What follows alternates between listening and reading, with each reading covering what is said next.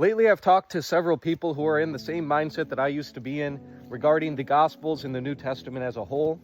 And that mindset is the Gospels are not evidence.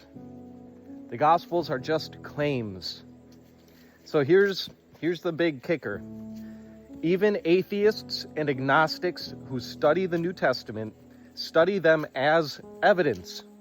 Now, atheists and agnostics who study the New Testament don't believe in all the things that are claimed within the New Testament, but they do consider them the source documents of Christ's life, especially Matthew, Mark, and Luke. So what you have here is just a disregard for what these documents are. You can say that they're not true claims if you want, but then you have to make an argument for why you believe that they're not true. Christians, on the other hand, the majority of scholars who study the New Testament do believe that Jesus historically rose from the grave. When you apply the historical method to the evidence for Christ's life, remember, you can believe that the resurrection didn't happen, you can believe that it did happen. Regardless of your stance, the New Testament is evidence. Not proof, evidence. When you apply the historical method to those documents, there are no signs of a conspiracy being made up by the disciples. The history goes against the conspiracy theory. There are no signs that the authors were lying.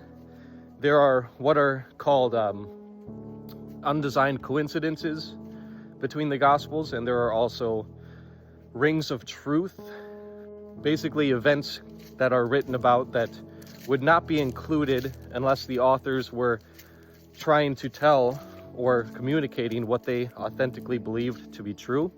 And there's details included by the authors called embarrassment factors that basically would not be included by the authors if they wanted to make up a convincing narrative.